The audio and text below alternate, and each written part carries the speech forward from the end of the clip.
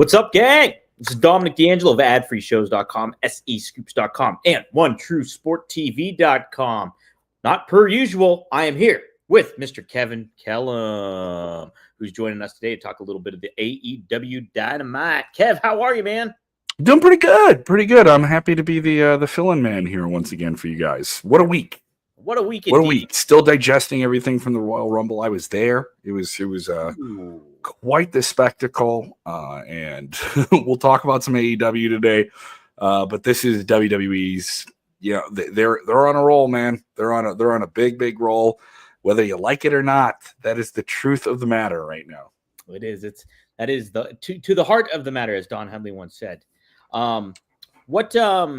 What was your experience, live experience there, being at the Rumble and everything like that? It's just 70,000 people. I wasn't in the press box. I had seats about maybe 20 rows off the floor. This is my third Rumble I've been to. It is a show that really gets the hardcores talking online. But I will say this is the first go of Indianapolis hosting a show. So hardcores can talk about what they want. For me, it was like I may be going to Indianapolis at least 3 or 4 times in the next couple of years for other major WWE events. How do they host this thing? How do they do it? Indianapolis is not a big city. It's not a huge city. So how do they have all these things? Do they have the infrastructure or the hotels there? I'll say this. It was really well organized. The stadium needs some work. Not to say it's a behind the time stadium, but it's just, I think maybe an extra 10, 15,000 people there that they're not used to having can be a little bit more overwhelming structurally. But, trying to find a cell phone charger is my problem, not the problem of everybody there. So that's just something for me, and cell signals and different stuff like that. But everything is downtown. Like you can get back to your hotel like relatively quickly. Some limited options, but like they took over the town. Like everyone saw this. They renamed some of the streets temporarily to be like Cody Roads. I have a clip of goofing around with that. They have Cody Road. They had Yeet Street. They had all these. It was like, that's such a clever thing. So Indiana Sports Corps, who put this together, has done a really good job, and they're going to bring WrestleMania and SummerSlam there in the next few years, plus several different Monday Night Raws, different things like that. I think not just Indianapolis, but the state of Indiana in general. But good job, and good on a Midwestern city. You wouldn't expect to have this too. Right. It's Royal Rumble. People like had their criticisms of who won and all that crap, but isn't that every year almost? It seems like. Oh no, that's going to be every year. And they were booing the person that won it on Monday night just to prove that they could boo somebody, and then overwhelmingly cheer someone who won it too. Yeah, exactly. One side of the coin and the other. It's pretty crazy. We covered that pretty good on yesterday with Robert, but did want to share it, give some shout outs to some folks here in the chat. We got Alt Jake, who's doing the Good Morning Vietnam for us. Robin Williams style. We got a Triple E in here. What's up? Morning Rumor Head says Joseph Wade Walters. Johnny Disco, good morning, RNI. And we got Wrestling Old Head in here too. Howdy, it's a dynamite tonight. Are you so excited? Oh, we are. And yes, Trey Owens also adds Ricochet vs. Swerve, the sequel. Yes, we'll be talking about that. And before we get to that, though, we did have a little surprise on NXT. Somebody came back. Mr. Fandango returned. No, you have to say it right. Fandango. They still refer to him by his TNA name. I did think this was interesting. Of course, Alexis King, who has the most aggressively bad facial hair of any human being I've ever seen. It looks like a creator wrestler character that you mess around with too much, and he's a real human being. Yeah. But I think he has like a tribal tattoo, but it's just his facial hair. So he's the Heritage Cup champion. He comes out there. He cuts. I would describe as far too long of a promo. Like he's going on and on and on and on, and it's in that controlled space. And there's one person just doing this in the background that drove me crazy. My ADD was driving me crazy when I watched this. And he's like, and like he's just trying to like fill the space behind him, and like there's one person like trying to turn themselves into like a tornado alarm, and it was I was just like, I just want to hear this guy cut a promo so I can boo him, and I want to boo you, and he was going on and on and on, and then we got cut off by that music that everyone knew from like what 2013, 13, 14. Yeah. A Fandango, big dancing man in WWE, got released. He's over in TNA. He's JDC in TNA, right? Dango over in TNA shows up here, and now it's another sign of the door being open between TNA. And he hasn't been that active. I know he's in the System faction in TNA wrestling, but WWE having this now open door policy here with TNA allows them to do stuff like this. But they did say he was JDC. They didn't say Fandango. Yeah. And they will have a Heritage Cup match next week. The rules of the Heritage Cup, where they would do the 3 rounds, like every match is a best of 3, out the window. Now it's just a championship. It's just a championship. It's out the window. Everything that made it special, gone. It was like, I mean, I don't think they ever played around with it long enough to have fun with it. It was an interesting concept for them to try to continue some of the European wrestling vibes, but I don't think it ever really caught on the way they intended. Yeah. Well, I think it's pretty cool and refreshing to bring guys like that back. People like Fandango and in NXT and in WWE. So getting him back in the mix kind of gives him a fresh paint of coat, as it were say, and makes it look good. So I'm all for that. And that crossover stuff is really, really cool. And it's exciting to see what they'll be doing as we head into WrestleMania. So pretty good stuff there. But guys, it is time to get excited. I'm so excited, and I just can't hide it. Because we're talking a little AEW Dynamite. Oh yeah, the Dynamite's on tonight, and we got a little bit of mustache chat. People talking. I don't mean I know ADD, but people are getting into who has the greatest facial hair of all time in professional wrestling. Is it Scott Steiner? Could you make an argument for Scott Steiner? He has that like where it was beach blonde, but then it was black in some parts, right? Yeah. What about Hogan? Hollywood Hogan. Hogan had the aggressively weird. He had the dyed 5 o'clock shadow beard, but then he kept the Fu Manchu blonde. Yes. I also had someone hit me up on Twitter when I posted about Lexus King having just aggressively bad facial hair. Someone also sent me Triple H when he had the mutton chop, a mustache, but he just took that from Lemmy from Killmeister, Lemmy Killmeister from Motorhead. And I didn't think it was that bad, but that one's pretty bad. Some people say Jim the Anvil Neidhart with the long goatee, but I thought he pulled it off. Pulled it off. Yeah.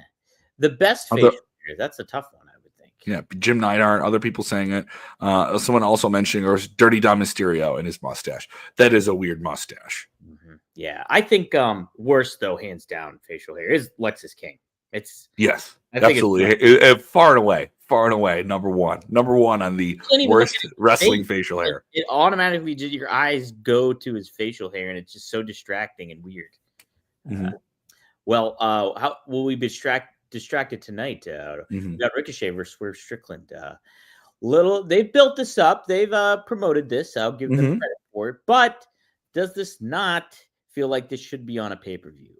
You know what? At this point, how long until their next pay-per-view? You know what I mean?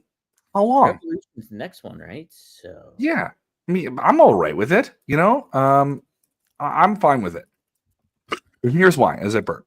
Because how much TV do you have? How much TV do you have every time? People bring this up with WWE now too.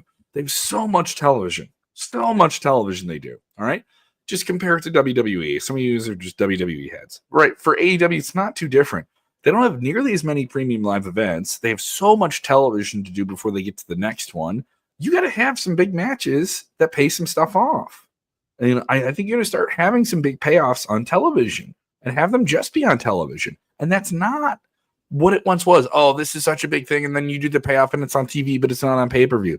In this day and age, think of what you actually have and what you output and how people consume those things. You're on streaming. You want to catch people on streaming now on Max. You want to always get people to want to rewatch your show or check out the clips or have a big moment. It makes sense. They need big payoff moments. They need things that get people talking the way they were talking about that Timeless Tony Storm element, which got more traction online after it aired, So I think you want to have these amazing matches. Oh, I should have been watching last night. I missed something big. And they built up to this one with promos and angles for at least 2 months now, so do it, they're in the under position here. And I think they need to do more stuff like this. I've seen TNA do this here and there, and it's a smart thing for them to do. And what's to say you have a really cool match and you can't have a big rematch on the pay-per-view once you get to it, or one of them lays each other out or something like that. And if it gets you and I, who are just in the wool of this stuff, talking about what could happen next, that means it's got something. This is one of the better programs they have. Yeah. And it does seem to compel, and it's simple. It's been a very, very simply done. I attack you, I lay you out. I've now become a dorky douche who doesn't understand how I'm messing up, and Swerve calls you out on it. And now I'm it's hubris. That's what they're going for. And I could see them having a really, really great match. Ricochet, he's still coming into his own as a character on AEW. He's had great matches, though. And that's what they can do. They need great characters. They need great stories.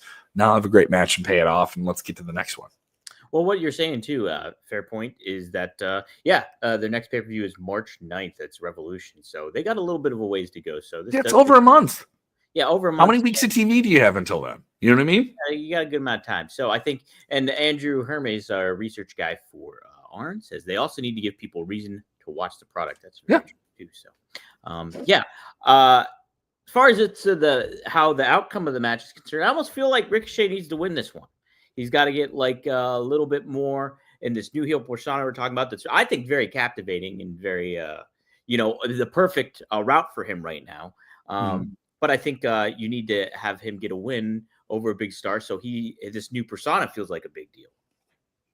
And it has to be chicken shiz. It has to be something that makes you fairly clearly understand how much you're not supposed to like him. Mm-hmm. The people threw toilet paper at him in New York City. I saw that.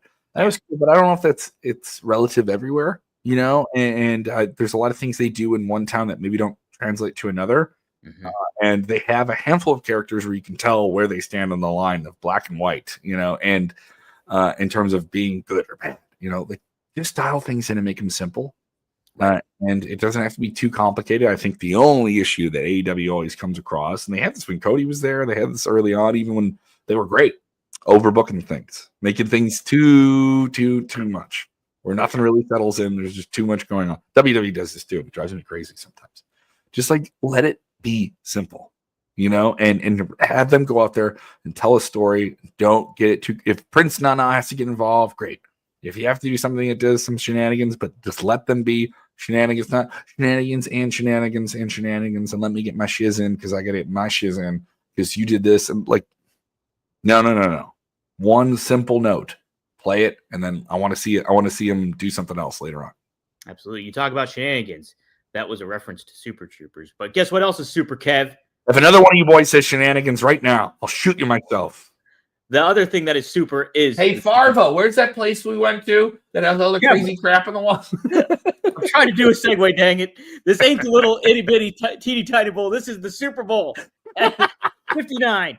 Get in action at DraftKings Sportsbook, an official sports betting partner of Super Bowl 59. Scoring touchdowns is key to hoisting the Vince Lombardi Trophy, and you have a shot to score big by betting them at DraftKings Sportsbook, the number one place to bet touchdowns. New DraftKings customers can bet $5 to get $200 in bonus bets instantly.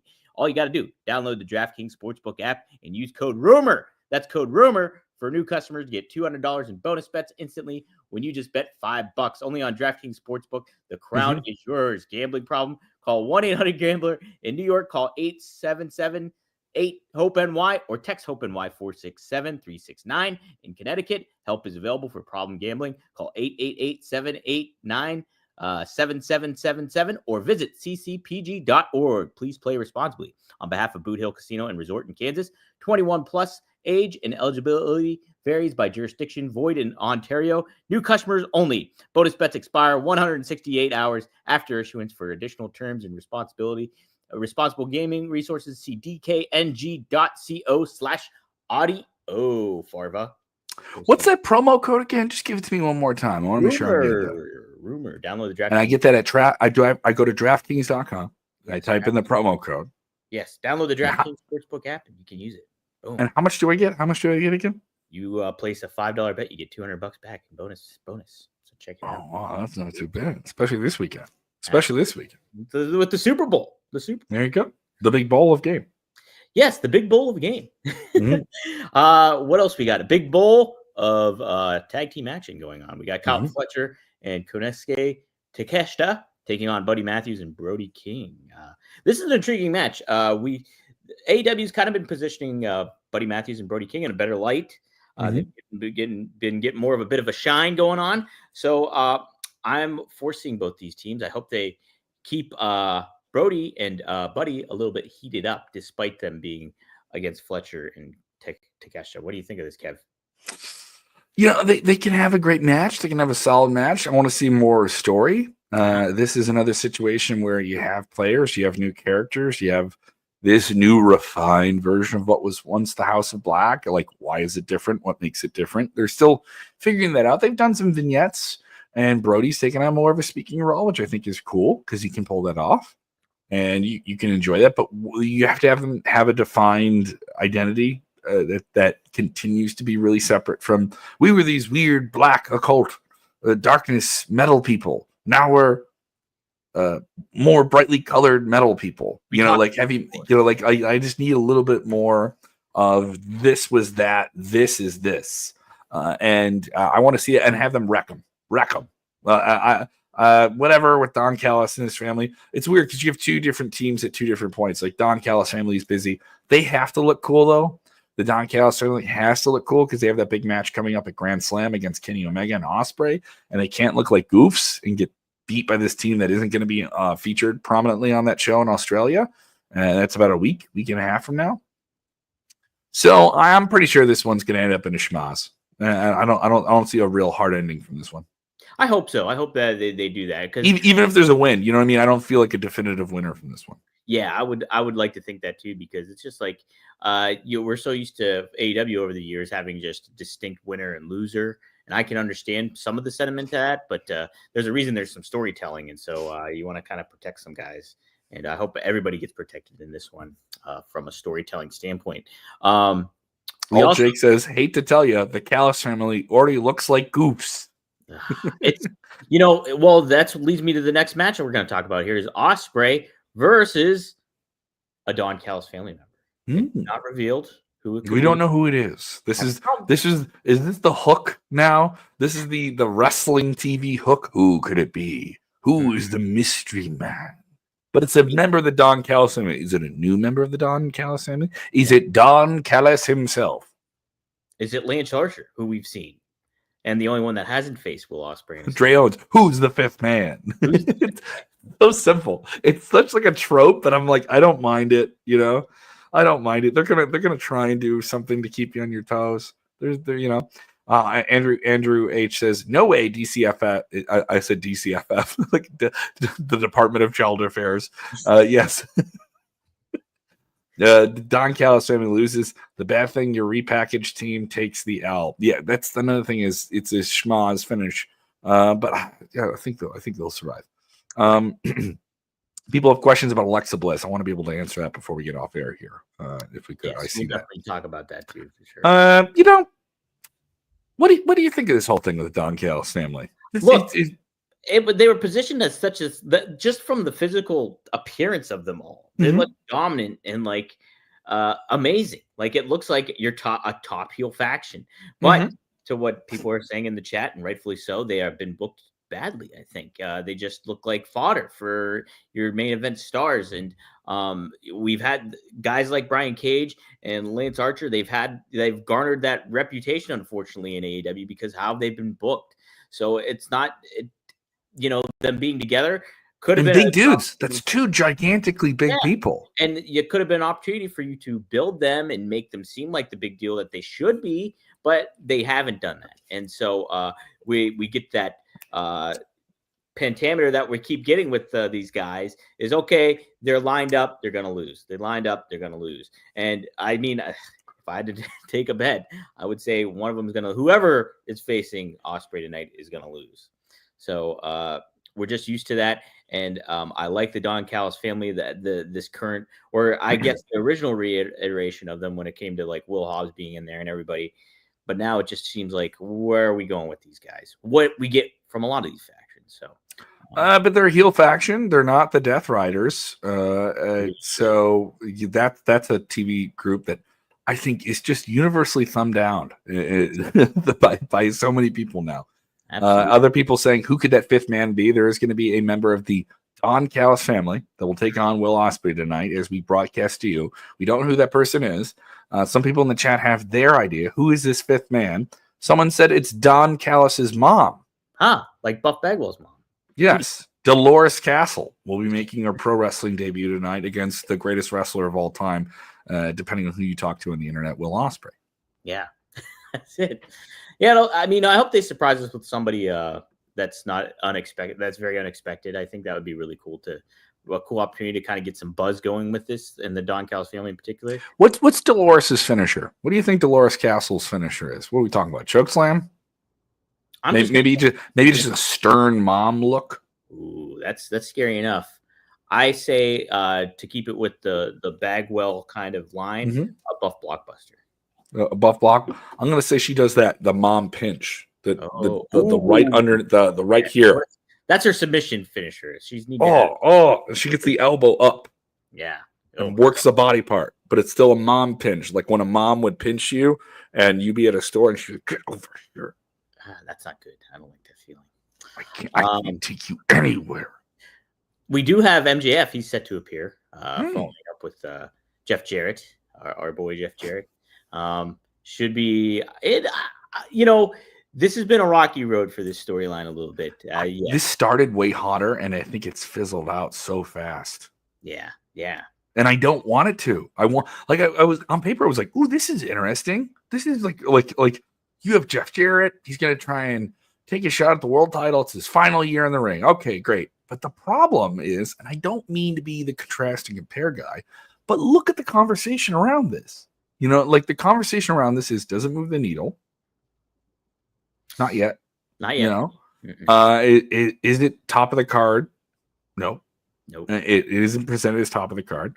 Is MJF top of the card? Yes, but here he is doing something with somebody who is not and is not going to be. Like Jeff Jarrett is not going to be presented as a top level guy. You don't think he's going to win the world title, but it's interesting to see someone at his age, an extended time, try and do that. And can he still go? He can, but you're not going to have him in the ring all the time at his age. You want it to be rare and protect him. And he had a fair to Midland match with Claudio Castagnoli. There's nothing like, oh my God, this is amazing. It was fine, and they did all the bells and whistles to work around whatever you have to do. And I also think Jeff looks great for his age. He looks very, very exceptionally strong for his age. But you're trying to do some different things. They had that long promo where they swore at each other and they put like 2-3 weeks worth of stuff into one promo, and they had Karen get involved, and no one's talking about Karen getting involved in the same way that they should be. And she got like physically grabbed by MJF. That should be enough to like get to a match now, So they did that. So it's kind of like jumping the gun. It felt like overproduced early on. So now you're trying to like get the momentum to come. Is this supposed to go to all the way to Revolution in March, like a month from now? So other people, is Double J much older than Cope? Yes, he is. He's 54. 54? Yeah, he's probably not 10 years. He's probably like 8 years or 7 years or something like that. But good on him, and he's still trying to make it interesting and compelling. I just don't see it being the needle mover it's supposed to, because the problem is you have everyone saying, oh, this is a farewell thing. Like, I have to do this before I'm done. Yeah. WWE's doing the same thing with John Cena. And you have this guy on TV every week. John Cena is only going to be on pay-per-view. And that's not a shot at Jeff. I adore Jeff. I think he's a first ballot Hall of Famer in any Hall of Fame. He should be in the Hall of Fame of wrestling promotions he has never even wrestled in. You know what I mean? He's like that much a part of the business. But I don't think it's his fault. This is how he's been produced. How he's been produced, how he's been presented, how he's been, edited and wrangled in. And I don't know if I'll say this, I'll be critical about this. Is MJF doing him favors by pushing things into this territory that they don't need to go to? And I'm not saying, oh, he's going too far. I'm just saying, like, do you think this is MJF's fault? When you cut these promos, am I wrong? You cut these promos. Do you have to make your opponent look like such less than, in a way? You have to. There was a Jericho thing. I remember reading Jericho's book where he's like, you want to insult somebody, but do you want to do it in a way that makes them feel like they aren't going to be able to hang in the ring with you? Yeah, you got to walk that balance. Are you referring to which aspects are you referring to makes him feel lesser than that MJF is necessarily doing? Do you think you're the death of a wrestling promotion? Like, okay. You know what I mean? Like when they had that angle, when he's, oh, if you're here, then we're out of business. I was like, dude. You know what I mean? Like that's Yeah, that seemed a little counterproductive. I think why would it? But why would I want to watch the match then? right. I think if he hit on some really like hurtful, yet you were both in on it kind of comments. They did the Owen stuff, which I thought was and the drinking stuff. I think you can play into that a little bit and make that more of a hey, okay, this gives some incentive. And we're gonna go somewhere WWE won't with their storylines and stuff like that. I understand that, okay. But I'm also like, who's producing these guys? Dialogue wise, we need to hit these points. Boom, boom, boom, boom, boom. All right, you have this time, and it just felt like, I don't want to call it poor execution, but it's just another thing you see at AEW from time to time. It's like, who's reeling them in? Who's giving them here are the check marks you have to hit, and I enjoy creativity, but then there's some people that I'm not saying you shouldn't be creative, but you have like way too much freedom to stay within the boundaries of what you're supposed to hit. And then it ends up just not feeling like it's supposed to feel. Right.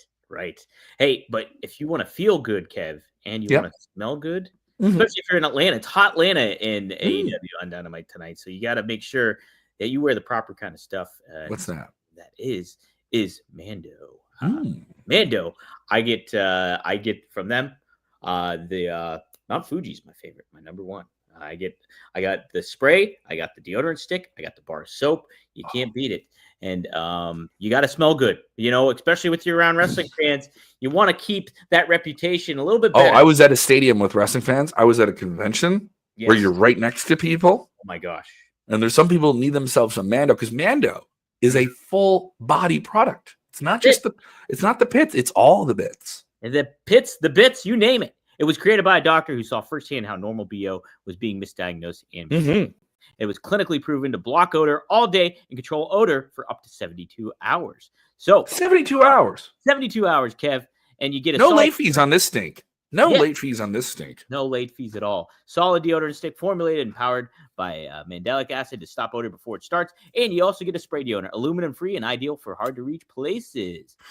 So you can get Mando's starter pack, and it is perfect for new customers. It comes with a solid stick deodorant, cream tube deodorant, 2 free products of your choice, like a mini body wash and deodorant wipes, and free shipping. As a special offer for our listeners, new customers get $5 off a starter pack with our exclusive code. That equates to over 40% off your starter pack. Just use code RUMOR at shopmando.com. That's SHOPMANDO.com. Please support our show and tell them that we sent you. Smell fresher, stay drier, and boost your confidence from head to toe with Mando. What's that promo code one more time? That's promo code RUMOR. $5 off your starter pack, shopmando.com. I love the comments supporting the live read as well.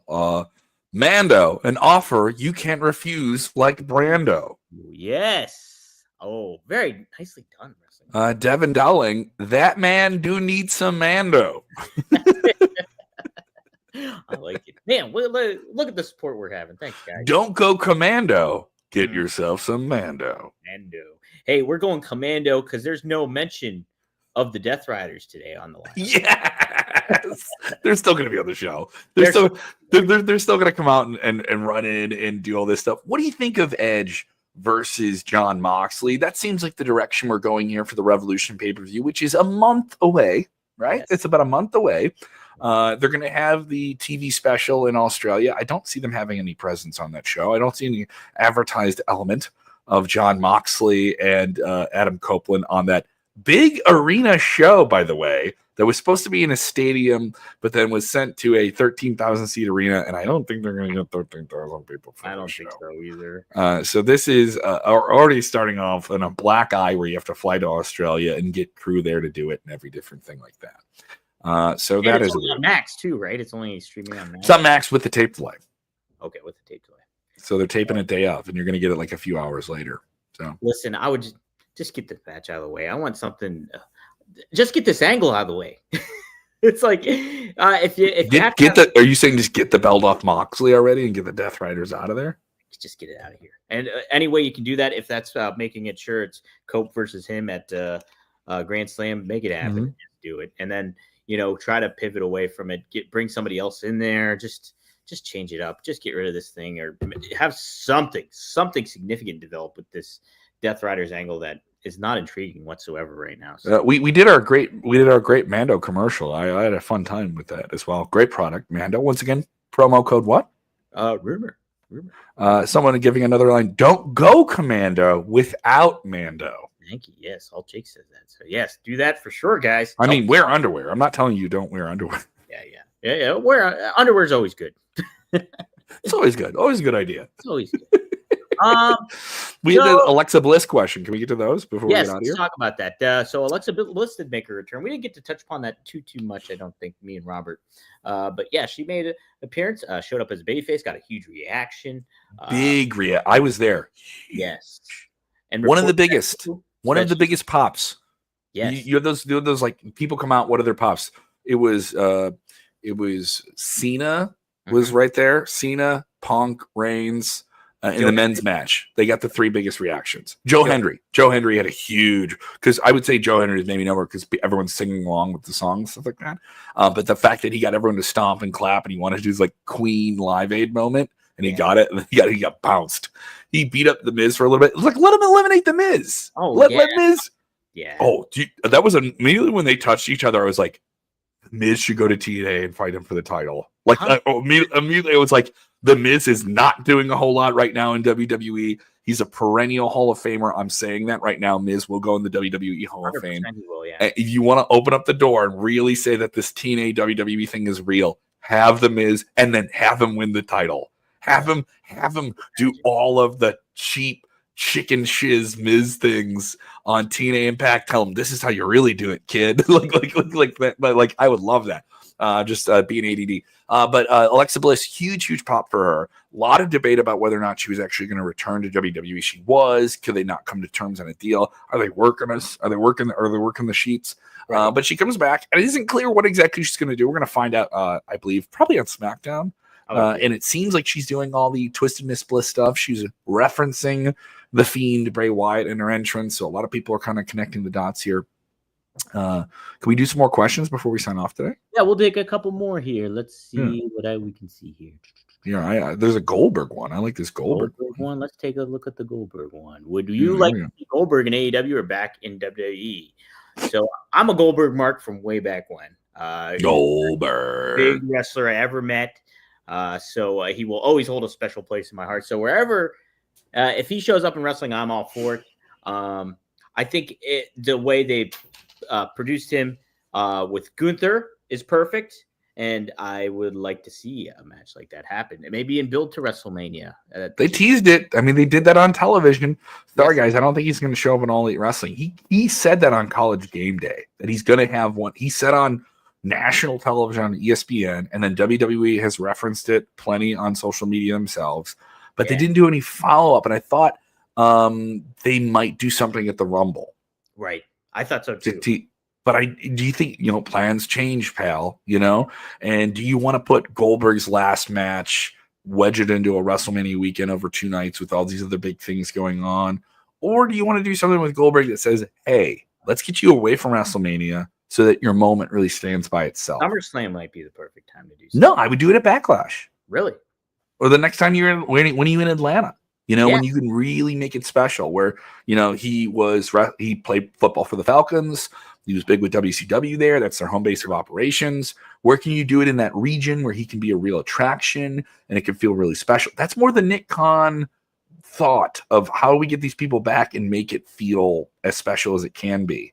And with Goldberg, it's going to be, it's not going to be a long match. It's going to be a brutal one. And do you want Goldberg to be the guy who gets you ready for Gunther fighting someone at WrestleMania? Because, you watched Raw this week. I didn't get any impression that Goldberg's going to be jumping into a program in front of Jey Uso. And I don't think the internet would love him getting in line in front of Jey Uso. Yeah. Who knows? I mean, do we have a Saturday night's main event before? No, I think we're before WrestleMania.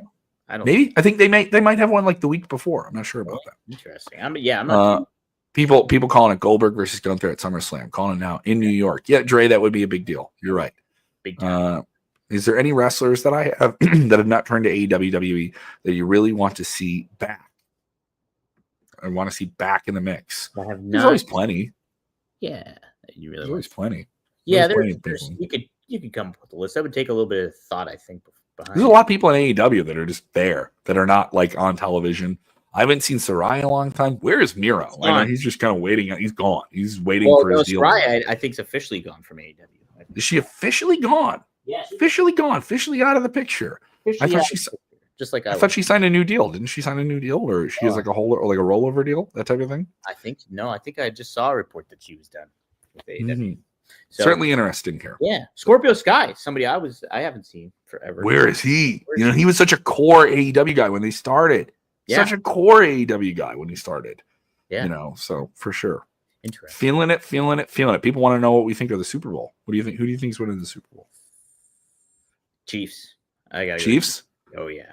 I think it's a fix. It's all fixed. It's not fixed. Guys. Come on. It's just a team being good. Sure. Yeah, you're going to get some calls that go a certain way sometimes, and here's what I'll say with the internet, because you had Travis Kelce. They do a ton of media this week, as if NFL players don't do enough media. This week they do like 3 days of it. And on a big week, Travis Kelce, the big star of the team. He just said, "Do you have any questions for the media?" Someone asked him that, so they could do the bounce back thing, right?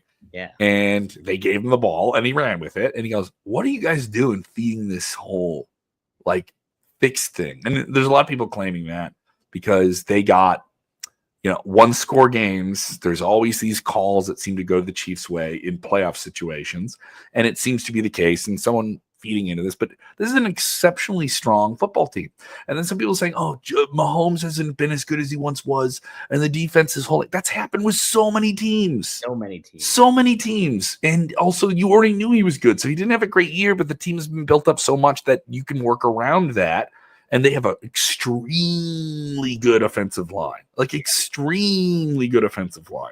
And he has all these different tools, and they are beatable. I will say that. But they have had just things kind of go their way. Right. But I do get, though, as a Bulls fan in the 90s, that you'll have referees that go your way. Bulls fans, obviously, you breathe on Michael Jordan, you're getting a penalty, right? But that happens with every star player, like in any league, basically. You're gonna just get the call. But I do think it's BS. Yeah, I'm not going to say who I think is going to win. I'm going to say what I want to see happen. Okay. I would love to see the Philadelphia Eagles beat the Chiefs. Yeah, I'm not. You don't need dynasties in every sport. I like it. I like dominance. Dynasty, break them. You know what I mean? I love a spine cracking thing. You know what I mean? Nope. Sorry, not today. Philadelphia gets it, bro. We're going to the Wawa. We're getting a cheesesteak, and we're going to Wawa. Right? Man. And then you can get a sheath. All right, you can get a sheets right now. Right? Yeah, that's it. Well, Kev, what are you going to be doing for the rest of the week here? What do you got planned? What you can? If you are in the general Wisconsin area tonight, I'm going to be performing at South Beloit, Wisconsin, right near the general Rockford region. Going to be at Mustang's Bar and Grill doing a free stand-up comedy show. Yeah. And then you can join me this Saturday night in Chicago at, that's why I was wearing this hat, at the Lincoln Lodge, my hometown comedy club.